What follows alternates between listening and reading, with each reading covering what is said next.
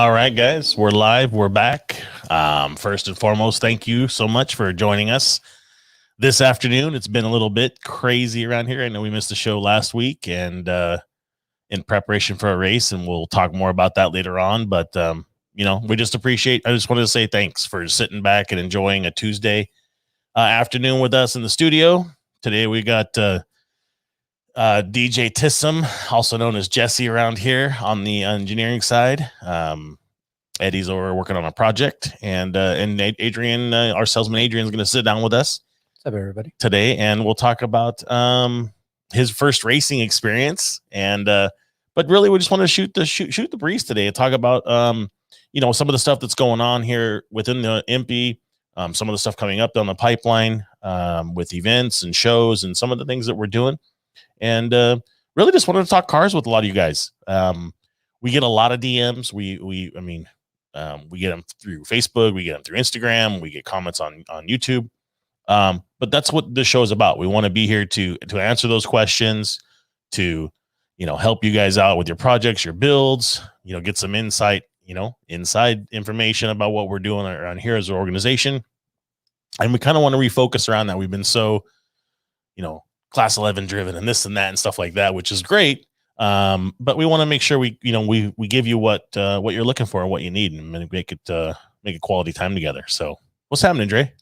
Nothing, man. Just back, right? Long weekend, like we said. Yeah. And just trying to catch up with regular EMPI work. Yeah, the day job, the grind. Day job. Yeah, we got to remember that we do have other than racing stuff to go over and stuff. But it's good. It's a good start to a week, right? Yeah, everything looks good. We're getting everything back on track. Got a little break in between stuff, so we can focus in on regular work and regular cars and regular people's problems. So it's good to be back. Yeah, on a regular schedule. And it's cool to see all the regulars. We're talking regulars, and it's good to see everybody chiming in. Big Larry Senior, Larry Negrete, thanks for chiming in. Alicia Pluma checking in. Hey, Dre. Sister. And Darren Zumston, we know he's always going to be there for this, and old but gold VW Beetle from Palestine. Cool, man. That's oh, wow. Is that new? This is new. Somebody chiming in right now. Yeah, and then I'm super stoked to see Moose chiming in from Australia. There we go. Look at that feed just filling up quick.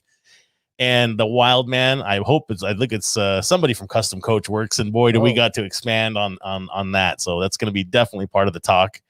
And Corey Patton, thank you for chiming in. You're one of the key roles of moving some vehicles for EMPI around here, so we appreciate you.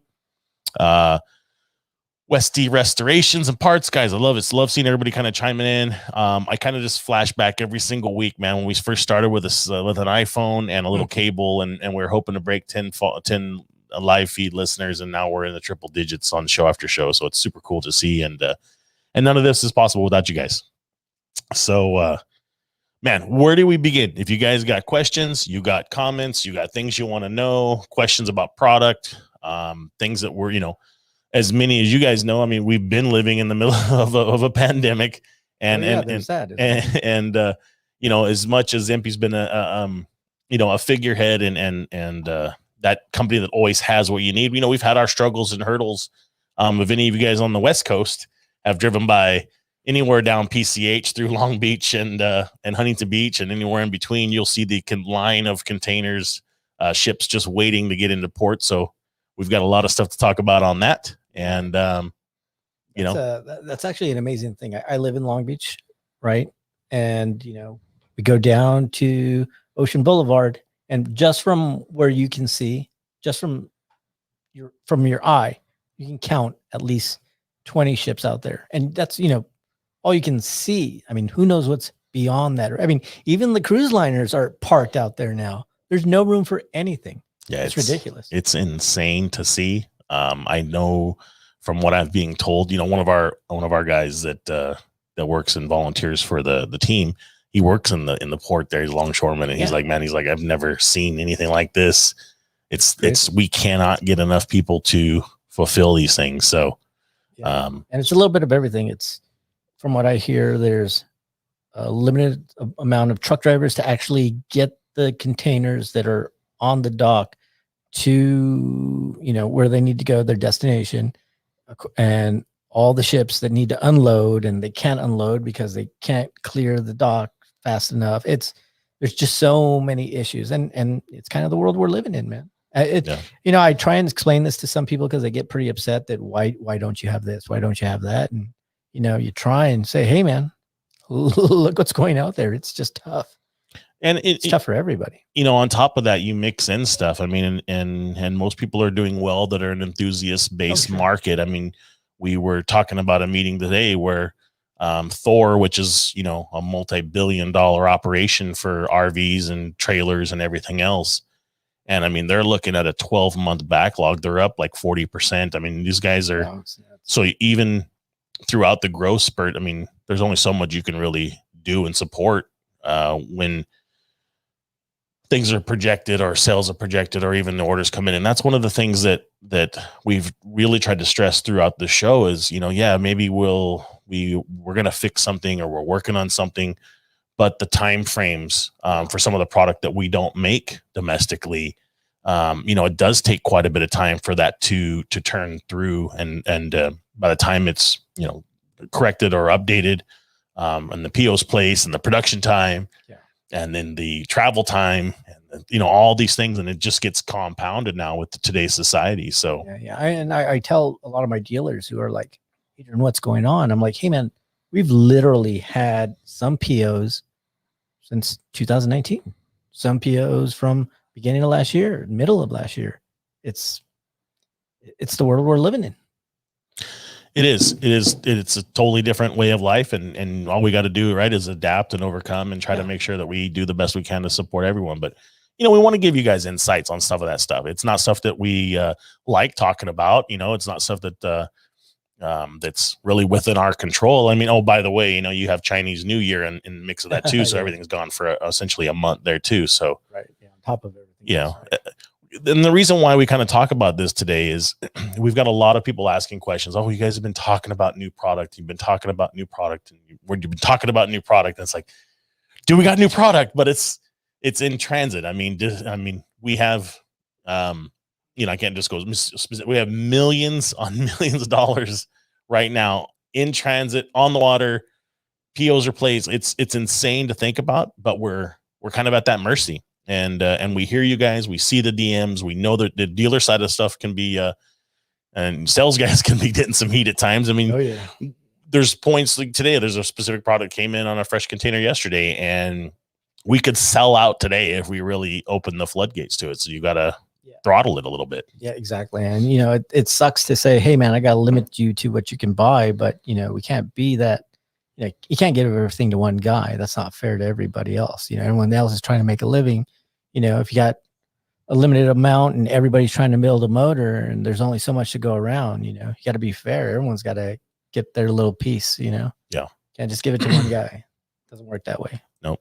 So when you guys get stuff like that and you guys ask questions, I mean, we want to make sure we talk about it. We want to address it. We want to address it openly. It's not about, you know, behind the curtain necessarily or any of that stuff. It's just about the life. So Alex VZM Thompson, how we doing? Thanks for checking in. Appreciate it. Alex, you see the show got pushed back to December. And it's the worst date in December. Alex, talk to some people in the States, brother, before you pick a date, man. I mean, that is like the crazy weekend. I mean, you've got the Mint 400 that moved to that same weekend. You got their event.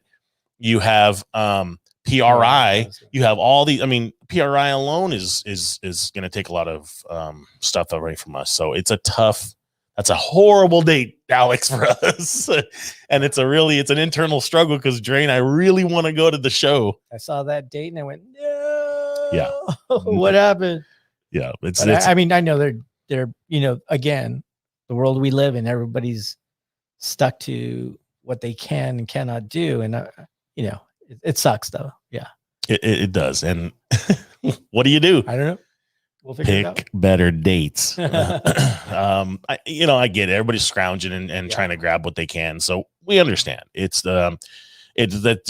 makes those tough decisions of what do we go to? Where do we want to spend our money and our time? I mean, there's only so much we can really do. So the capacity is what it is. Right. There's only, I mean, did you see this past weekend, Carbs and Coffee. Oh, it's 200 people. Henry told me they had like 200 cars. Yeah. It's crazy. It's nuts. I mean, everybody is so thirsty to do something that, everyone's like, yes, let's do it. Come on. Yeah. I mean, Carbs and Coffee is normally a small event, right? 50, 60. At most. Yeah. Usually. Yeah. 200 cars. And I wonder if it was in conjunction and kind of how it all worked out to where, they were going to go to the quarantine cruise or something like that. Cause a lot of people were out in their cars. Yeah, no, it's cool. I mean, I love to see it. I love to hear about it. I was like, oh, that'd be cool. I'd like to go, but I was so damn tired on Sunday. I was burnt out. We'll get to that later, but I was burnt out. Burnt out. He didn't have to load trucks. He didn't have to do shit, but show up and ride passenger. Well, that's tough. It's tough. I got a boo-boo. Yeah. Oh, tried to pull a Corey. Yeah, I tried to cut my finger off. So guys, get those questions ready, get the DMs coming through. We're going to monitor the best we can, but I'm in awe here trying to get through a lot of the stuff. I see some new friends from TikTok that are chiming in, which is cool. They're following, I do have a TikTok. Oh, we have a TikTok.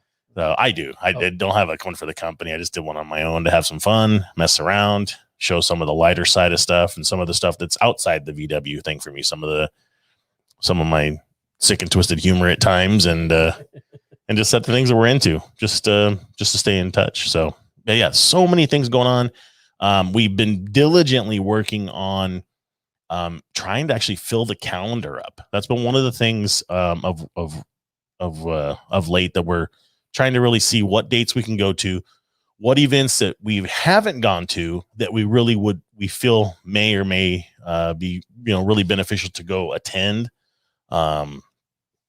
It's got to be tough to pick and choose. I don't know how you're deciding. It's tough, man. Yeah, I can and especially things are changing, right? Like I'll just use Bugapalooza because that's one I just was looking. It used to be a kind of a multi-day event at a certain spot in Tennessee, and now that's changed this year, and it's at a different spot of really where it's at. So now it's like a single day event and everything else.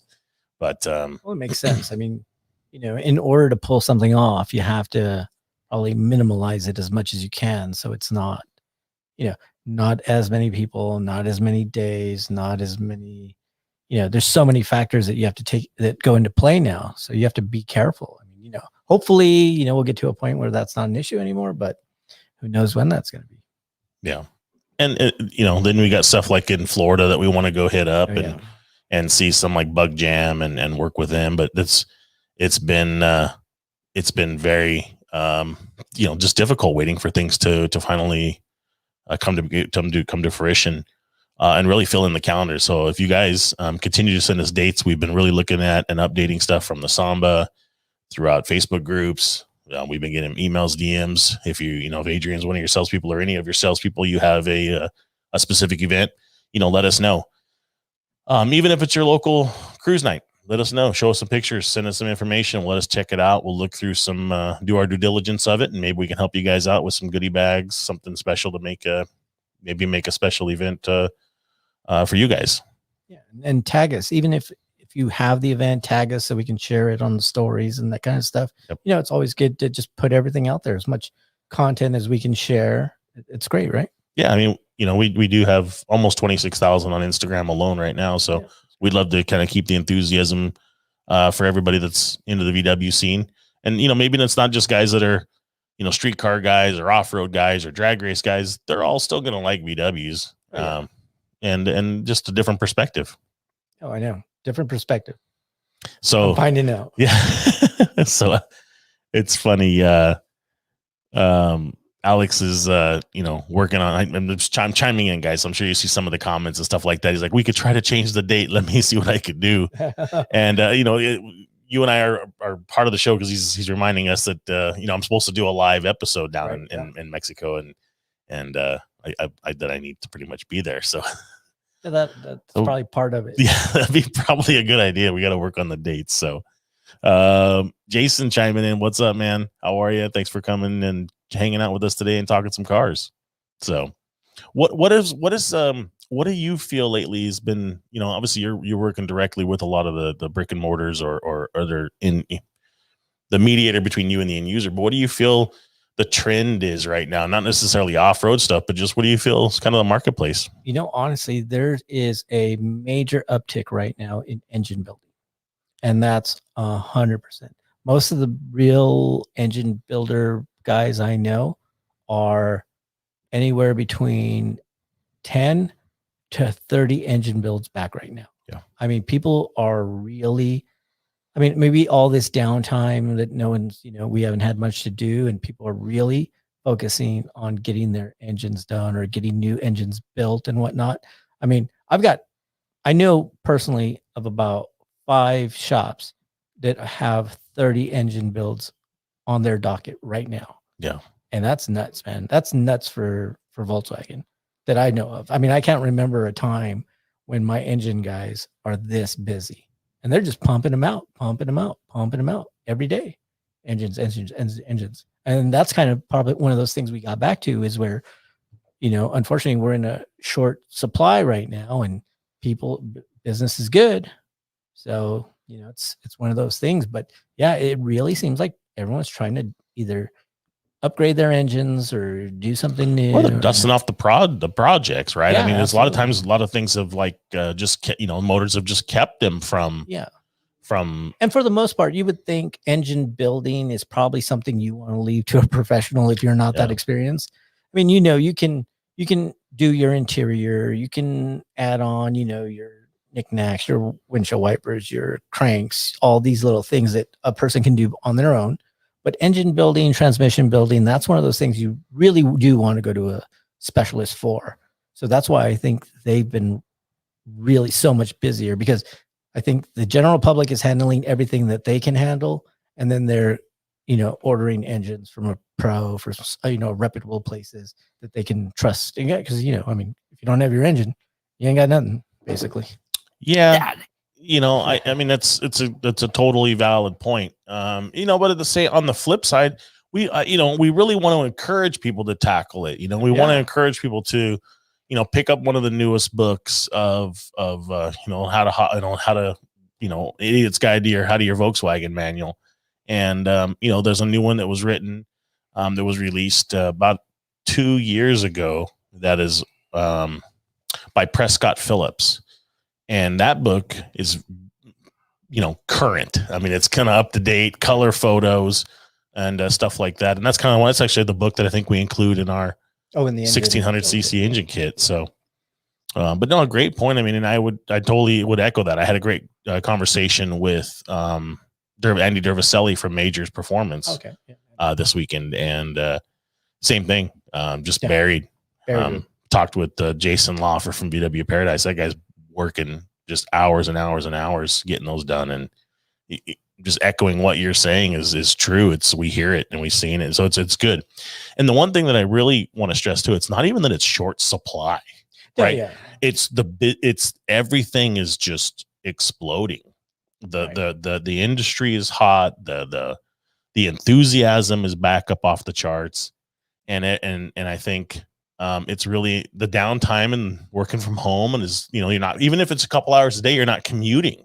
Right. It's giving you some time to kind of work on that project and stuff. Obviously the zoos aren't open, and certain things aren't going on to, kind of focus your time at home. So yeah, I mean, I think that's it. Everybody has a little more time. I mean, I really do think that the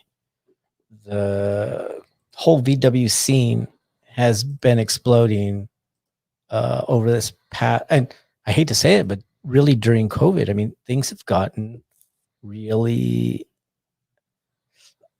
I've never seen as many people building cars and buying cars in quite a while. To me personally, that's what I notice. I just see a whole new enthusiasm that people are doing, and probably because they're at home and they're like, well, shit, I guess it's time to work on that car. Yeah. And it's, and everybody's doing the same thing. So it's great. I mean, I can't wait till we have a local car show, because I expect to see a lot of new builds. I mean, for a while we go to a car show and we kind of see the same cars over and over, but I really expect as soon as we get some new shows that we're able to go to, that we're going to see a lot of new builds. There's probably going to be some really cool stuff, really trick stuff. I mean, people are doing things with wheels and, I mean, just different combos that you haven't seen in a long time or in a while. And then some people are going like super old school again.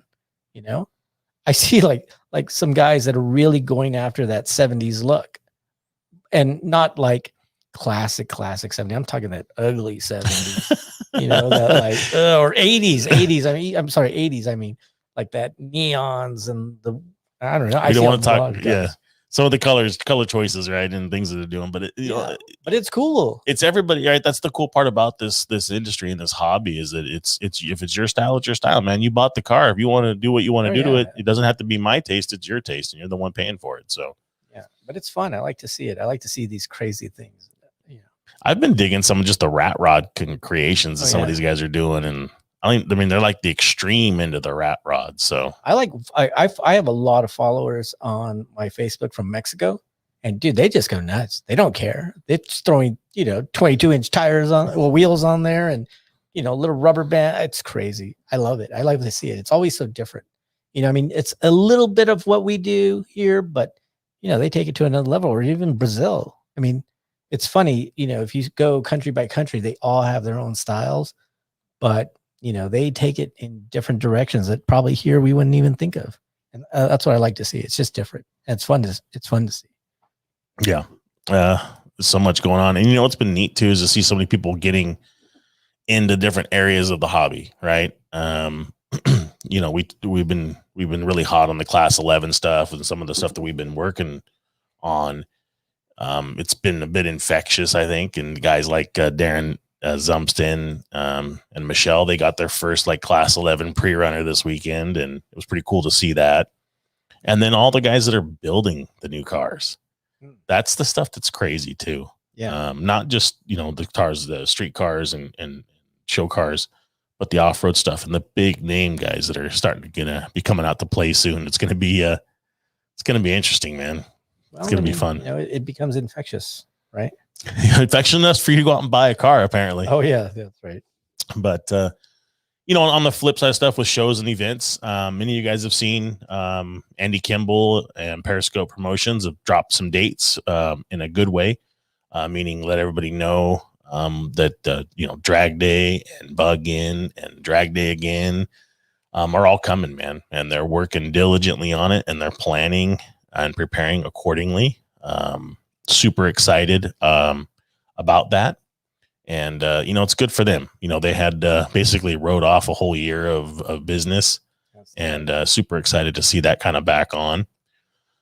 I am anxiously awaiting with my fingers crossed to hear from the Ford brothers about Prado. I know that they have a meeting with the county in the first week of March. So guys, Stan and Steve Ford, you know, let us know how that goes. We really want to know, and we're pulling for you that everything will go well, and keep you know, keep the dream alive of just doing that event, you know, despite some of the stuff that may have to occur to make it happen, but super stoked. Yeah. And now Kathy's Fast Times at Farmington, those are already a go. You know, we are title sponsor on that one, right? And so we're super excited about that. Looks like she's got 2-3 events. She's got multiple events. Yeah. You know, we're really focused on the two Farmington ones. She just had a pretty successful indoor car show, which was cool to see an indoor car show go on. Great. You know, there's just different areas in the country that are different, you know, less affected or whatnot. So right. And then practicing you know, social distancing is always key. So right. Ernie Negrete chiming in. Thank you so much. It was great to see you guys out there battling. What a story that was. Boy, that family rolls deep. Deep. Yeah, there must have been 25 of them out there. I got out of my hotel on Saturday, and there was probably 20 in the lobby having coffee and granola bars. I mean, they were deep. I was impressed, man. What a family. And you talk about even their dad, right? The founding dude of it all, yeah, who lives in Mexico at 70 something years old, gets his, you know, their wife ready, because they come out on the road and head all the way up here driving his little Nissan or Toyota, whatever that thing is. just to go watch some race. And that dude weathered the weather was less than desirable with the wind of 40, 50 miles an hour. It seemed like at times, and sandblasting you. He hung out, man. And it was really cool. Big shout out to Ernie though. Getting his son. What a special moment that had to be. His little 16-year-old son jumping in now as co-pilot for the first time. And I think that had to be a pretty special moment. There might have been a onion cutting ceremony for a second there in the car when he realized what was going on, but it was super cool to see. And I mean, what a story, right? You have three brothers that were all there, Ralph, Ernie, and Larry Sr. Ernie has his son in his car racing their oval in the 516 car. Larry Sr., Larry Jr. in their car in the 516 car. I mean, what a freaking story. So it's super cool to see.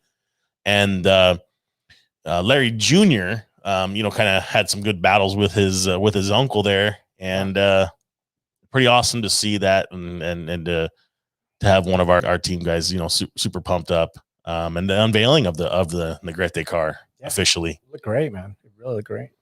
So a lot of worries on that one. I'm sure the Negrete green was a little bit. Everybody was like, what? And then when they finally saw it, she looked beautiful. Yeah. So, Joni Makepeace, thanks for chiming in. Joni, our 2021 catalog was in process, much like it does take to get it ready. We're hoping to go to print sometime end of April and get those out as soon as possible. We're circulating some first drafts of the first sections, but diligently working on it, guys. So be patient. The new catalog volume will be coming out soon, and we're doing the best we can, but we want to make sure we do it right this time. And we want to make sure we give you all the new product that have been launched. With something like 2,000 some products that 2,500 products that were brought in on one company alone. And then we have everything else that we've brought in over the last, since 2018, that book was done. Jeez. So we have a lot of catching up to do and not a lot of data to work with. So we're diligently working on it. We've got 2 guys full-time, 40 plus a week, and more behind that. So be patient, guys. We'll get through it. Larry Jr., thanks for checking in. 556 checking in. If you guys haven't had a chance, check out the Negrete Boys on social, on Instagram, and you'll see a wild ride they were about to take within an inch to do a nice front somersault in a brand new, beautifully painted car. Definitely going to have to throw those underwear away. So that was not going to be a pretty ride. Yeah, that was pretty cool to watch. Trish, thanks for chiming in. Guys, I mean, there's so much we want to talk about. What I'm trying not to do is just pound in the off-road stuff, but I mean, there's really not a whole lot to talk about. We do have this weekend at Verona, we'll have the drag racing, one of the drag racing events. So we're kind of a piggyback event, big dog, little dog kind of shootout deal. We will definitely be down there checking that out. Should be a blast at Verona on this Sunday. So I encourage you guys, get out, check it out. They have spectators. So go have some fun. Go see some drag racing, and maybe that'll inspire you to build another motor or contact your motor builder, get something going. I do not want to buy another car. So what are you going to do with the squareback? Oh, yeah. I don't know. You kind of forgot about it. I always forget about that. It's in the back of the warehouse here, just collecting dust. I got to figure that one out. I don't know. I honestly don't know. Half the time, I do forget it's there. When I walk back to the head department or Jack's department or the race shop, I'm like, oh, yeah, I should probably start that thing. And then I forget about it again. What are you going to do? I don't know. You should maybe start signing it out. Cruising it. Yeah, someone's got to drive that thing, or it's going to just. You know what was interesting is you went and spent a bunch of time cleaning that car up and buffing it and polish, but how fast that red oxidizes. Yeah, it's crazy. That's one of the things. You know how I am. I want everything to look Gucci all the time, and when it's not, I'm like, nope, I'm not gonna drive that thing. It's dirty. That's been probably one of the biggest arguments. I don't say because there was an argument, but it was getting you to understand how bad these cars are gonna get. Yeah, hammered. Yeah, I'm like, no, I want it to look good. Damn it! And then, sure enough, whatever. Yeah. Andy Kimball chiming in. Thank you so much. He said he heard the squareback was for sale. Oh yeah, I know. Him and I were talking about that at King of Hammers because I asked him about his squareback and blah blah blah. And then, Yeah. So, I don't know. I got to figure it out. I got to figure it out soon because this racing's expensive. Stupid. All right. So you got to fill us in, man. I mean, we've been shooting the shit for 30 minutes. Oh yeah. Wow. Already? And 31, almost 32 minutes. Oh, boy. And so I need you to try to articulate. So we'll paint the picture. Yeah. You got your first real pre-running ride with Blake Wilkie, the Yeah. EMPI team driver who's been on hell of a run. And you had a chance to pre-ride with him. I did. And it wet your whistle. Did. Enough to go out and go partners and buy a friggin' car. That's what they tell me. Yeah. At least that's what the contract said. Yeah. And so you partnered with one of our MP owned too, Jesse, who's a sales manager. And so kind of fill us in, man. Like, what was it like? I mean, I was still blown away that I come back 48 hours after you. Yeah. And I get like a selfie picture of you standing with your freaking driving suit on and all. Like, what the hell's going on around here? So here's the weird thing. And it's kind of like you said, the lead up to everything is like crazy intense. I mean, getting the car ready as you can, and trying to, tighten every bolt and everything. That's honestly, that's the part that I was really not prepared for, is the amount of work that you have to do beforehand, the preparation, basically. That's tough. That really, that's probably the hardest part of this thing. The race is just fun, and it's a lot of work too, but that preparation that everybody has to do beforehand. And I'm not gonna lie, I didn't even do as much for my own car as other people here did. One, because I don't have all the experience or the knowledge. I'm kind of standing there being the nurse, handing out scalpel, screwdriver, wrench. I'm just there kind of helping as much as I can, but I don't have all the technical experience to really be effective to help the car itself. So I didn't personally do as much work. A lot of people here did a lot more to get that car ready than I did. And I got the pleasure of actually getting to ride in it. So that in itself was a crazy task. Thanks to Jack from JC, Anthony Chica. What? Sacchetti. Henry here, even. I mean, we had Dave Sparkman from the engineering department welding some fenders and welding some stuff. Steven was doing some electrical in the car. Jesse spent all, I don't know, crackhead hours doing things. So, it was just this crazy amount of people doing a bunch of little things here and there, and everybody helped out as much as they could. But it was fun. It was a lot of fun. And then comes the actual race, right? Which then you're starting to get that nervousness. You're like, did you get the gag buckling your helmet yet? No, I've already got all that part taken care of. I finally figured out the seatbelt, the helmet, everything, right? So we get in the car, right? And they said, get ready at 7:40. Get the cars lined up. So we get in the car, we drive over there. So it's 7:55, probably, knowing you guys. Yeah, it's like 7:50. And we get in line, and then the car's on, and then you're like, oh, okay, there's Corey, there's Tim, there's Richard, and Richard just walking around outside of his car like nothing's going on. I think he's smoking a cigarette. Probably. Just casual as everything. I see Wilkie. Blake gets out of his car, handles some fluid issue again. Yeah. Right out of his door, because he did it on my car before we got in line. So and everybody. That guy's a nervous pisser, I think. Everyone seems pretty relaxed, and I'm in there, and I'm like, yeah, we're trying to help hype ourselves up, and we're blah blah blah. We're talking on the radio, taking selfies. There's one on my Instagram, Jesse and I with the helmets on. We take our picture, but so everything was exciting. Then they finally start to line us up, right, and then you get in the line. Then we go to the actual start, and it's 2x2, and it's basically Then it's like serious. And you were lined up what? First pair. Oh, you were the first pair. Okay. So I knew you were ahead. I couldn't actually see because we were behind some, I think we were like 15 or 16, right? So I see they start to go two and two at a time, 2 and 2, 2 and 2. And we're creeping up. We're creeping up. And we're creeping. And I'm like, are you ready? You ready? Yeah. We're starting to get excited. And then we finally get up there and then ready. He drops that green flag and go. It's go time. And we just shoot out like a bat out of hell, not really even paying attention to what we're doing. Run. And, we get to that. It's, where it splits and then you come back together and we each go on either side and then we meet up and he's ahead of us.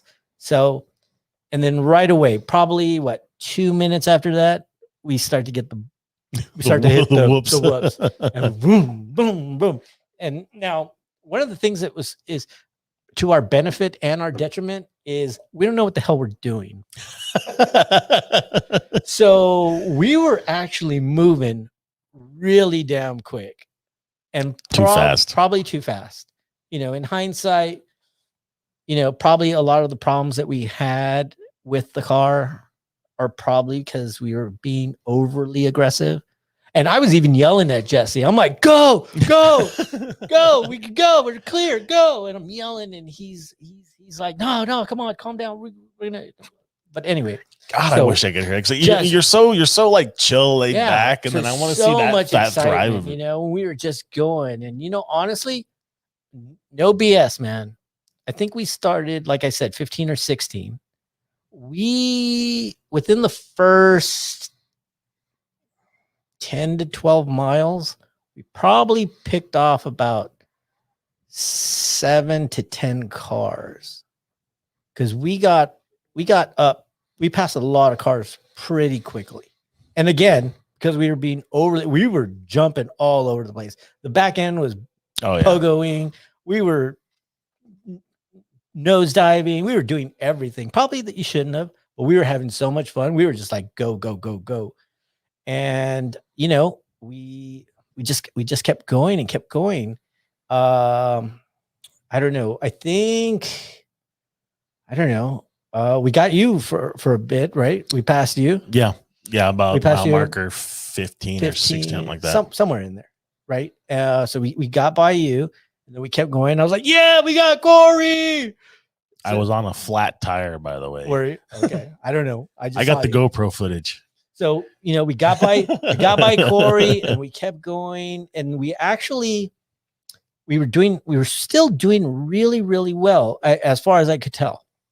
And we got behind Cisco, and we were probably I think we got within about 200 yards of Cisco, and we kept going and we were catching and we were pulling on him for a while. And then at about mile 21, 22, poof, flat tire. And, we got that flat and we're like, shit. So we pull over and we NASCAR'd that, man. I swear to God, I've never changed a tire that quick in my life. We got out, got the spare, got the jack, got the impact, boom, boom, boom, boom, boom, boom, boom, boom, got everything, got a new one in there, slammed it back in, got back in the car, started trying to buckle up. Hand is full of blood. I didn't have my glove on. I sliced my finger. Not too bad. It's not bad. I only have a Band-Aid. But while I'm trying to buckle, I'm like, what? I can't get a grip. I look down and my hand is covered in blood. And I was like, oh, shit. What did I do? Wiping it off. And I just see, I got a cut there on, and I'm like, okay, fine. We're fine. We buckle in. We take off again, right? And we're going. Everything's going fantastic. I think only a couple cars had caught up to us when we stopped for the flat tire. So then we go, and we're probably good for about another 5 miles or so. And all of a sudden, boom, no power. Really? No power at all. The big GPS just goes blank. Car stalls. Everything's off. I'm like, Jesse, we got no power. I'm yelling at him, not realizing we don't have power and he can't hear me on the mics. And now he's yelling too. We got no power. But we're both yelling inside of our helmets and neither one of us can really hear each other.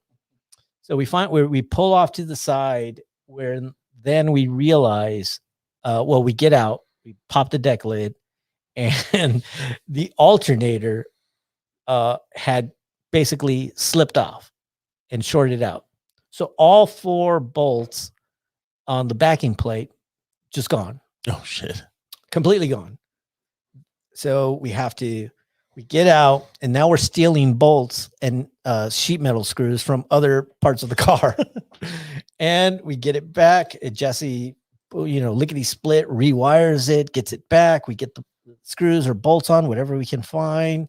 We realign it. Well, obviously we have to take off the pulley and the fan belt and get it back on.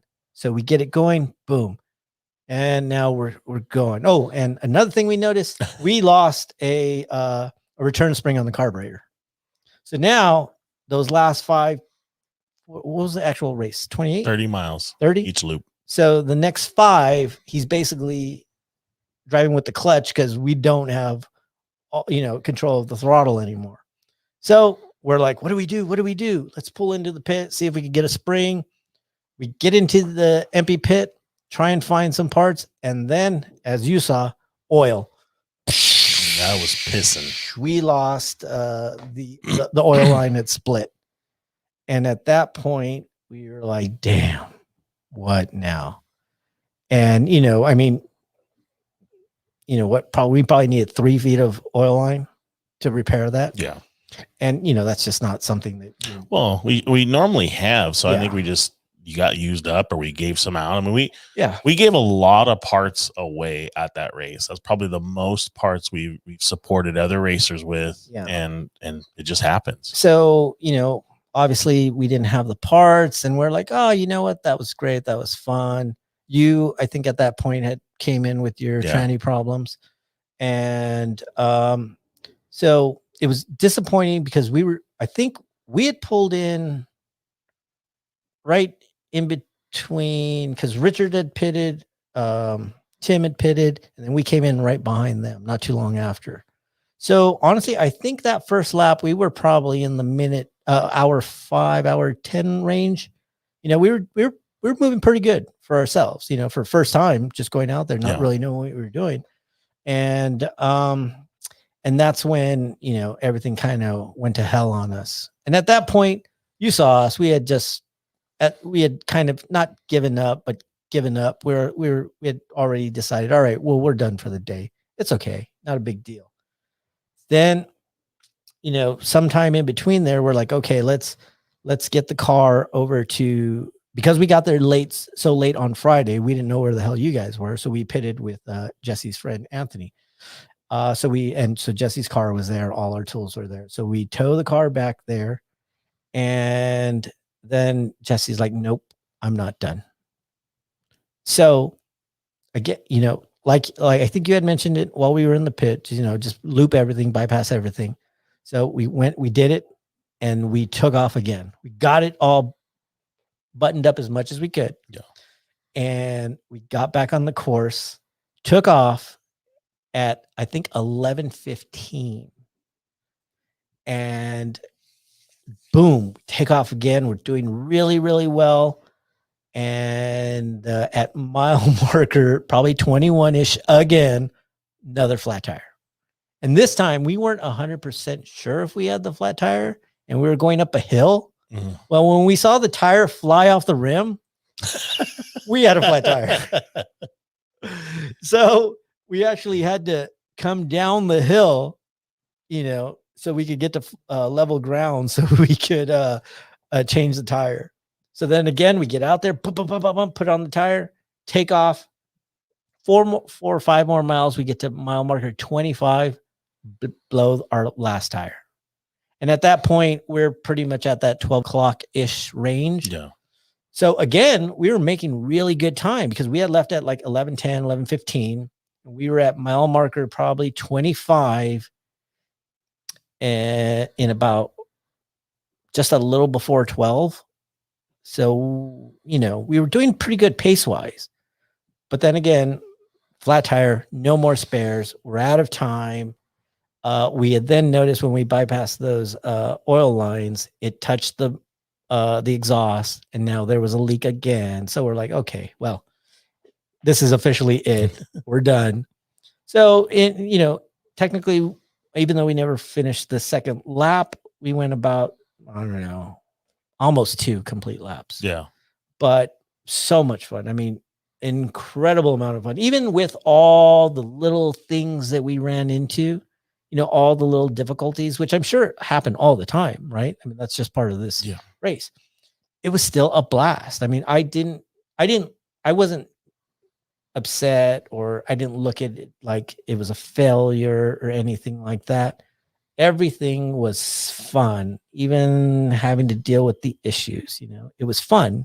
And I just had a blast, man. I really did. And I can't wait till the next one. So what do you think? Think you're gonna keep the car now for a while? Yeah, I think so. Yeah. I gotta finish it. I gotta finish a race. I gotta finish a race before we retire or hang it up. But like you mentioned, that short course is coming up. Yeah. And that looks like super excited about that so too. much fun. So for you guys who heard us talk about it, Lucas Oil did have a Western Regional Short Course Series, which Lucas then pulled out of sponsorship of that, and has now been filled with Lee Perfect at the helm, who ran the Lucas Oil Series, is now called GAS. So the Great America Short Course Series, and super, super pumped about it. 4 events on the schedule. Each event has 2 races, because there was a race on Saturday and there's a race on Sunday. So you get 2 different races, 2 different outcomes. You hope. Yeah. Well, yeah, the car makes it. And pumped. First race is just around the corner, April 10th and 11th at Victorville Fairgrounds. And then it'll goes to Glen Helen in May, and then Reno, and then back to Glen Helen. Like I said, super pumped up about it. It all works in conjunction with the more EMPI Triple Crown series that you see in the off-road stuff. So that was round 1 of the Triple Crown series that happened this weekend. Round 2 is in July at Glen Helen. And I'm really hoping, praying, and fingers crossed, toes crossed, everything's going to work, that they'll have spectators and we'll kind of get back to some normalcy in life by then. We would highly encourage you for everybody to kind of come out and see that one. That was an absolute blast last year. And it's because it's not just a short course, it's a GP style course. I think the course was like 5 miles or something like that last year, or something along those lines. And was pretty fun. And exhausting at the same time. It was a blast. Yeah, that's the one thing I was not. I was literally gassed at the end of the race. I mean, I was tired. I mean, I guess because your adrenaline is pumping so much, you don't notice how much energy you're expending right at the moment. But man, after, you're just tired, dude. Yeah. Especially if you have all the little issues that we had to go through. I mean, it's up, down, up, down, up, down. And I don't mean the course. I mean your emotions. It's tough. It's a tough day, but it's a fun day. And, I mean, how many cars ended up? I think 20. I think officially 23 took the green flag. Okay. And then only 11 finished the race. Yeah. Fully. Otherwise, everybody else was somewhere along the line. Yeah. So yeah, and crazy. It's all about managing the chaos, I suppose. I mean, yes. I mean, we pre-ran it, and you know what? It's the driving side of stuff that I can see. And again, I'm no expert in this realm by any means. I'm learning every single time I go out and get more seat time. But you look at it, it's like you got to get lucky too. Well, there's a lot of luck involved, right? You got to get lucky. I mean, you look at Wilkie. Wilkie is a great driver, and he's very, very good in his car. But you got to get a little luck. He didn't have a flat that I know of. So I thought he got one. I don't recall. I thought I heard. I don't know. I don't know. But I mean, either way, you're still getting it done. Yeah. There's other guys out there doing their stuff. You just got to get lucky. I mean, guys that I picked to be, that I figured would fit a lot higher up. They didn't even make it. I mean, they didn't even get through the first lap. I was like, wow. Yeah, it was a lot tougher than I thought. I mean, the course. we didn't get to pre-run because we got there so late because of, trying to get the car ready. But it was a really tough course. I mean, that next day, my neck felt like I got in a little car accident. I was like, oh man, geez, is this what it's like? But still, I mean, I wouldn't trade it. I feel fine today, but so much fun, man. So much fun. All right. One of the questions I'm getting for you right now is, will you repaint the car? I don't know, man. And I wanted to. I really, really wanted to. But people really like seeing that American flag in there. And it was really noticeable. My sister and her husband, and I had a lot of family that went, and they were like, yeah, we could definitely spot the car right away just because of the paint. So I don't know. We're thinking about just keeping it that way and, trying to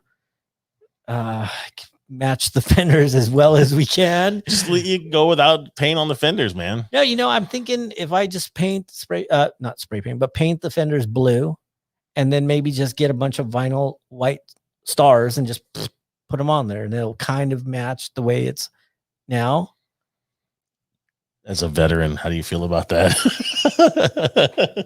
I don't know. I don't know that it's flag perfect right now. So just trying to get it to match it, but people really, really liked it. It's cool. It stands out. It really did. I tried to tell you, just leave it be, go on, have a good time. Well, we did, we made it, I sprayed some simple green on it. Cleaned it up a little bit.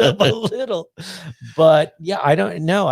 I don't know. It's probably going to stay like that for a while. I'm stoked, man, to be honest with you. You and I spent a lot of time on the road together. We spent a lot of moments, and I'm glad you found something fun, and I'm glad that you're able to you're able to explore a different realm in life, right? It's all about we talk about just the adventure of doing the things that we're doing and the opportunities. And this was cool, man. It was cool to put your money where your mouth is, invest in a project, and go out and battle, man. It was cool to see. Yeah. And we got a lot of people on the way home. How'd you do? How'd it go? Oh, I can't wait to build something. I mean, still a lot of guys that we know are still planning to build those cars. So yeah, I mean, how great is that, right? I think we'll see 50 by next year. Holy moly, that's gonna be crazy. That's gonna be crazy. And one thing I learned, because the female driver, Brooke, was that her name? Brooke Cote. Brooke. She was just motoring along, doing her own pace, the whole thing. She finished all 3 laps, and I was like, man, she finished all 3 laps. And, I know we flew by her, but I was like, well, she finished. And then she flew by you, beeping. Yep, exactly. Right at the end. Yeah. And that she just went by us. I'm like, yep. It's a whole different race she's running, and she's finishing. So I was like, boy, we gotta really come up with a plan next time instead of going all out. But it's just cool that everybody came together. I mean, that all the competitors, all the people that are involved that make it happen. Whether you're a Class 9 driver or a 1600 or 5-car, whatever it is, super stoked to see everybody out, getting involved, doing some of the stuff that they're working on. And then just being a part of it all. So congratulations to all the finishers, all the racers in the respective classes.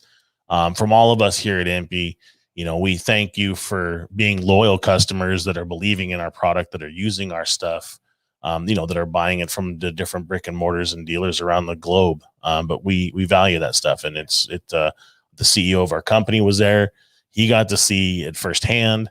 When we come back enthusiastic about what we're working on or what's going on around here, or why we're spending the late nights that we do. Very cool to share that with him and let him see that. And congratulations to Moore, man. They put on a hell of an event. It was really well organized. And it was, double. Like normally they're saying they get around 80 to 90 teams in that whole area. Well, we had over 170 teams that were there. I mean, all the markers, the course was really well put out there.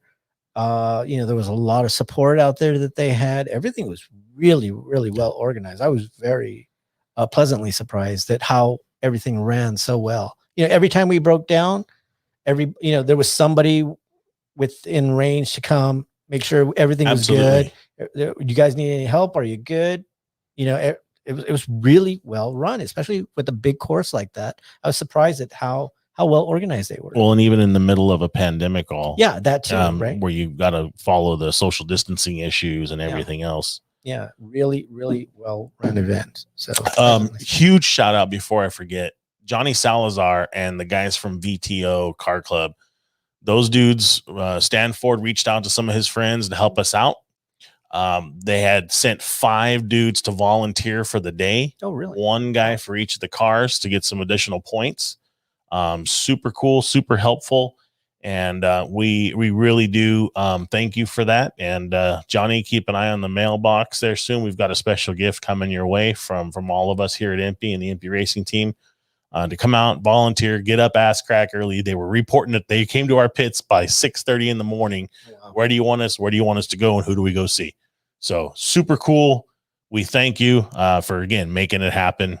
And I wanted to make sure I gave them some props. Pretty cool to see Eric Salazano in here, man. Very cool. That dude's the Godfather. That dude's one bad mofo out on the course. So Lucas Hand, what's up, brother? Thank you for chiming in. Thank you for the special gift last week. I really do appreciate it. I apologize I didn't get to spend too much time with you. I was pulled away. But I hope to see you soon back out here in Cali, and I promise you a full VIP tour of the facility. What else, man? What a cool way you relayed the message and just kind of the whole story and well, I mean, it was I even put on my Instagram off-road racing bucket list check, because it was so much fun, and I wouldn't have ever thought of doing this had you not gotten involved. So thanks. It was so much fun. I mean, everybody should try and do it. I mean, I don't have any intention of driving. That's probably not something I'm really super interested in, but just being in that co-driver seat, so much fun, man. It's like, you're in an hour-long damn roller coaster. That's how it is. And it's fun. It's a lot of fun. Everybody, what did it feel like when you made your first pass? Like, were you chiming back and forth with him, talking about go left here, right here? Yeah. It was every little car that we passed, whether it was we passed there was a Jeep out there that we ended up having to go around, and I was like, yeah, let's get him. Get him. The adrenaline spike just through the roof as soon as you pass somebody.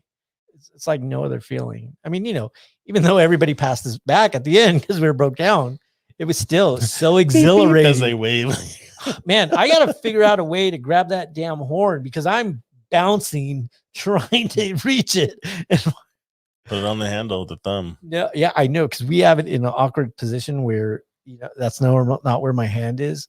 So trying to get to it and bouncing all over the place, it's tough. Or trying to read that GPS, or trying to read the gauges to relay them to Jesse while you're moving all over the place. Dust is in your face, and you're trying to read that damn. I got to get the old man tax or gauges now, because I could not see that shit. I heard you got to just go for the idiot light, man. It's so much safer. I was like, yeah, oil pressure looks good and temp looks good, because I'm just reading where the needle's at now. I can't see the numbers, because there's no way I could get my eyes to focus. Just like, here's your operating range. You're good. I'm like, the needle's in the middle. We're good. Go. But yeah, so many little things, because you're trying to look out for Jesse. You're trying to point out things because he's just looking down, probably. Like Ernie Sr. told Jesse right before we took off. Larry Sr. Just look down. You focus on the ground. Make sure you pay attention to everything else. You look ahead. You look at the turn. You tell him what's coming. And just so many things going on at one time. Your brain is like, what do I focus on? What do I do? Yeah, Lucas says, try to do all that and doing 85 plus. It's, you're doing 40. Yeah, stop showing off there. But yeah, but I don't know that he's bouncing around like we are. No, man. Jeez. So yeah, just tons of fun. And it's never a dull moment at all. Right? No, there was no option for dull moment on the course. I mean, there was no time where you even, straightaway. No, it's like, go. As soon as you can takeoff, as soon as you have a moment to semi-relax, that's when you try and accelerate and go as fast as you can. That's why it was so much fun. I mean, I don't know how else to explain it, that no one's that to someone that hasn't experienced, you have to experience it. It's a ton of fun. And again, class 11s make it affordable for people to do it. So get in, man. Do it. Lucas is telling you some great secrets here, man. He says, put a paint pen mark on the gauge where the bad area is. So you know if it's in the bad area, turn it off, man. We're in trouble. Or start getting ready to order the parts for the next motor. James Kidman chiming in here. What was the scariest thing that happened? Two scary things. One, we're on the whoops. Well, no, we're on pretty much like a straightaway flat, and we went straight into the whoops, and we just nosedived right into that. And you heard the whole front skid plate hit everything because it was just like an explosion. And dirt sample and dust and dirt just covered the whole front of the car. And you're like, I don't see anything. Are we alive? Did we just die? Sanka, we dead, man. That's yeah, man. That's what Cameron and I usually do. Like, yo, you all right? He's like, yep. So that was pretty scary. We hit probably two of those hard front end just nosedives, and that shook you. Jesse was like, I could see the little Cubert right above his head. So that was pretty scary. Birds. Then when we got that last flat tire, about 25, it was kind of like loose dirt. Yeah, like a wash. That was the wash. It's the wash, right? And we got that flat tire and we fishtailed. We just slid, and Jesse pulled us out of it right away, right? Because we were going about to pull a Corey. We were going full Corey. We were going full Corey, and he pulled us out of it and saved us and straightened us out. And that got pretty scary because it looked like we were going over in. But those two moments were probably the initial shock of hearing the car just boom, right? That just scares you. That's like, whoa, are we okay? That was it. And then when we in the wash, man. But thankfully, actually, in all honesty, other than the small problem, the oil lines, the car held up really well. Yeah, that's right. I wanted you to kind of touch on that a little bit, just to how surprised are you that the damn little, it's like a little burrow, man. The little thing climbs up every little tanks. Like a little goat is everywhere. Tanks, I swear to God. I could not believe, one, that everything held together, right? I mean, obviously there's damage. Our right front fender is ripped in half. That's consumables, bro. Yeah, that's what I mean. So, I mean, thanks, Peter, for all the fender sponsorship. All other than, those little things, nothing major. I mean, we didn't have any engine failure. Tranny went well. Fortunately, not for you. Bad tranny. But everything held together. We didn't have any colossal catastrophic damage to the car. There's a lot of things we got to do, a lot of things we got to button up, a lot of things we got to upgrade on. But other than that, I was so shocked at how first game over the hill. Here we go down, and then you're like, shit, there's 3 more of those coming. Yeah, but then you know what? You start to look forward to it. Yeah, here comes the hill. Let's climb that sucker. And I'm telling you, when we tried to go up that hill with the flat tire and then we saw the tire shoot out, I was like, ooh, maybe we should have done that. Then, we get to the rim, and the rim now looks like a flower. It's not even round anymore. Yeah, ours is bad. Oh, yeah. We beat That's the one Andy Kimball shared on Instagram was the wheel off our car. Yeah. Because we drove that thing about 8 miles. Yeah. Yeah. We went we probably did about 2 miles when he thought we were going low on that. And then we tried to go up the hill, and that's when we just shot the tire right off the wheel. Did you get the tire or anything else? Yeah, we got the tire. And then, because the tire's good. It's just the tube probably took a shit. So the tire was good. And we had the wheel, and we couldn't get the wheel and the tire back in the trunk. But again, all these great volunteers, he took the wheel from us. He's like, don't worry, I got it. Go ahead and take off. So we took off and left him that souvenir. So that's cool. It was fun, man. So much fun. But yeah, I can't believe I can't believe all the cars handle, and they just go, man. It's crazy. I wish I could have got some in-car camera. We should have did a little bit more in-car camera with you, because Yeah, I would Jesse, I mean, I would love to have seen, like, or hear your face that first big deep rut where you feel like you're almost up on a bicycle, Oh yeah, it's like we were doing endos, man. I was like, did we just stick our foot in the tire and we just like a bike, like we were BMXing, and then just pogoing? That was an experience. I was like, wow, this is crazy. This is nuts, but so much fun. Yeah, you can't complain. It was just a blast, man. It was. It's like, I don't ever claim to be the fastest guy out there. I love this hanging out. It's the experience of it all. It's the camaraderie. Like Butch is chiming in right now, and man, what a great time I had.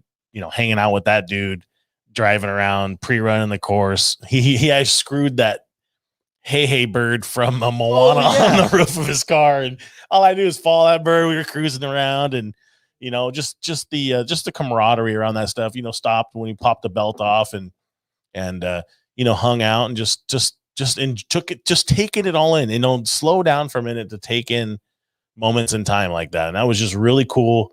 There was the whole EMPI team was together. We were all part on the side, and we were helping and hanging out with a fellow racer, and it was just kind of like, this is pretty bitching.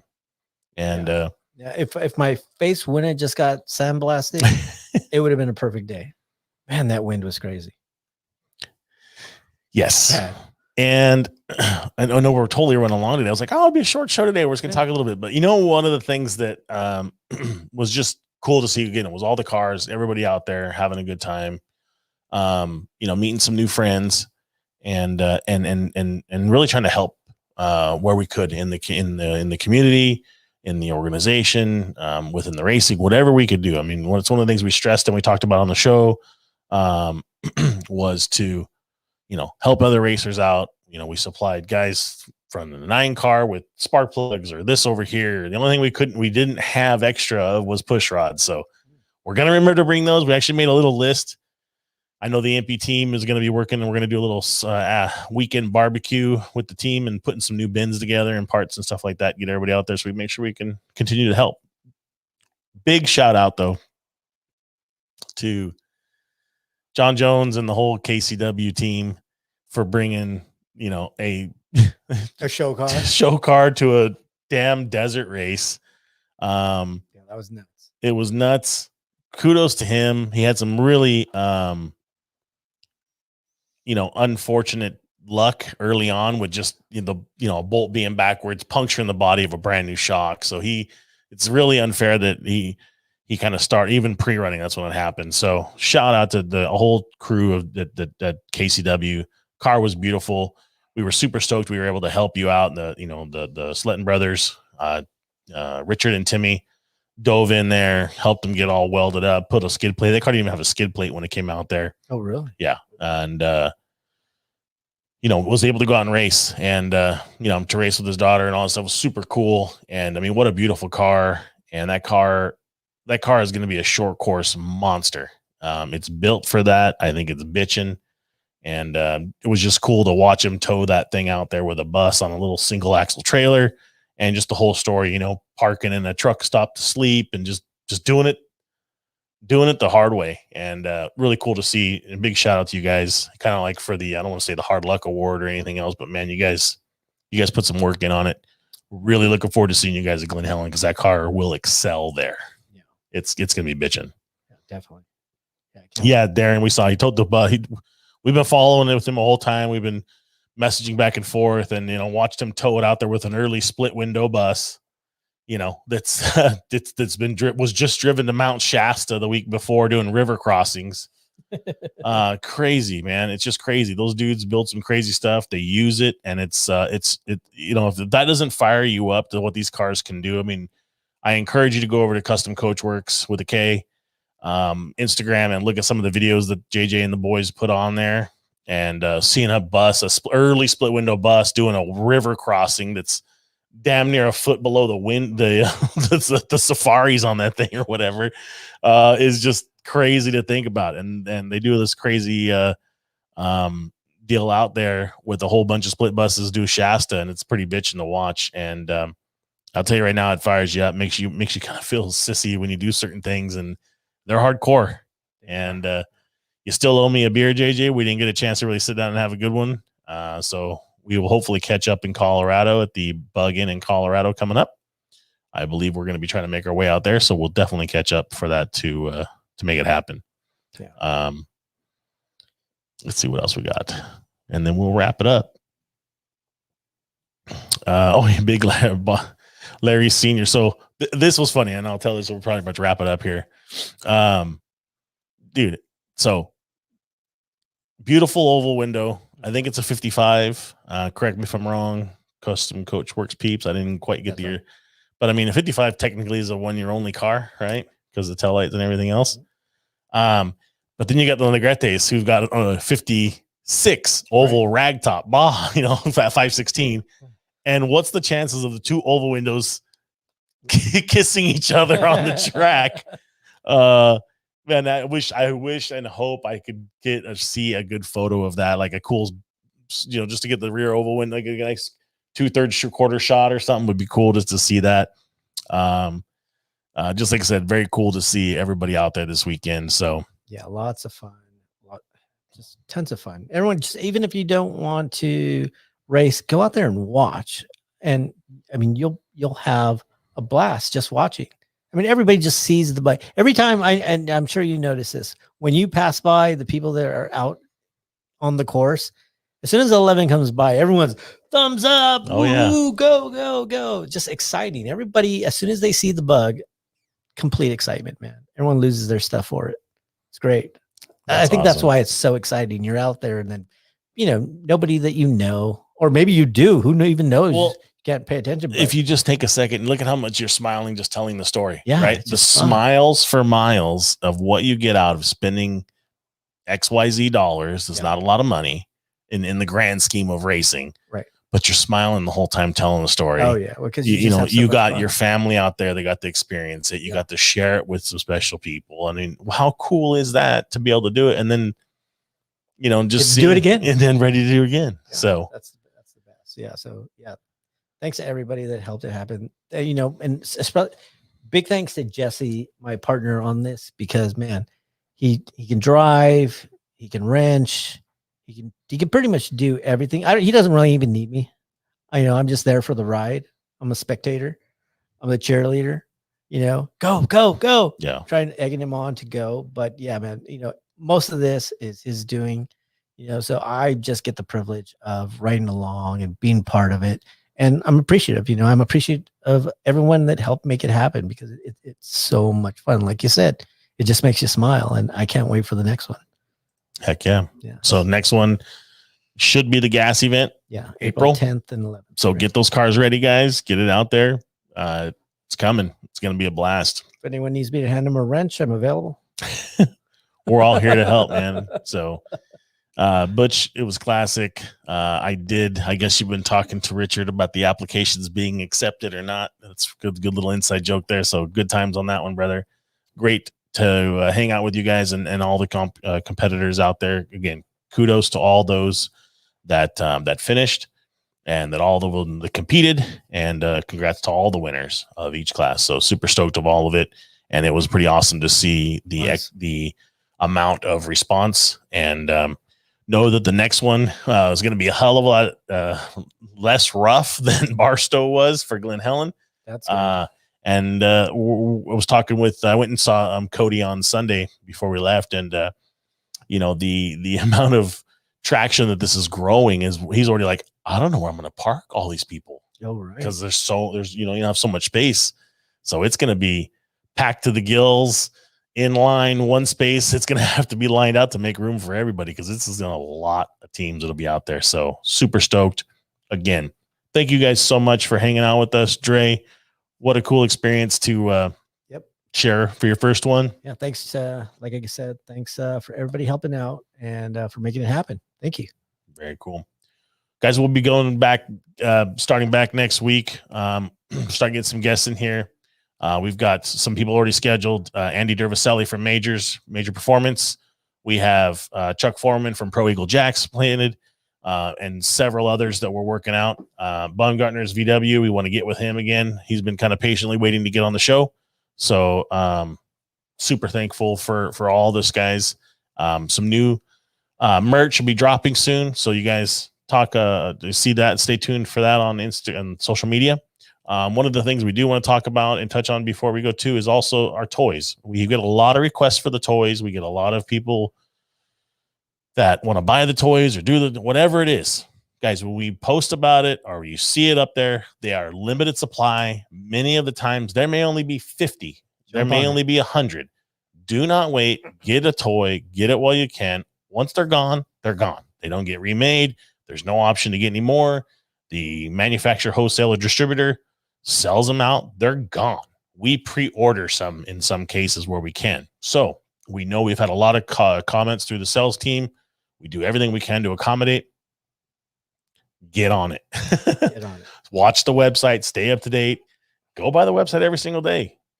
Check and see. You'll need new items. As soon as it's in stock, it's on the website. Walk through the toy section at Walmart every time you're there. Yes, because these are released through Walmart. They're released through massive distributors. And there's some new ones coming, guys. I just finished some stuff up with them. Just finished off the artwork for it and signed off on packaging and everything else. So we got some bitchin', a cool new double cab you'll see coming down the pipeline in a very, very, very unique color. Also working on an off-road edition. So we'll see what happens. And we'll have some fun. Again, shout out to everybody that showed up this weekend to support the first round at EMPI Triple Crown. A big thank you to all of our EMPI team members that came out there, that volunteer their time week in, week out, during the week, after hours, building these cars, supporting these cars. I can't thank you guys enough. Obviously, Timmy and Sletton Engineering, everything you guys do.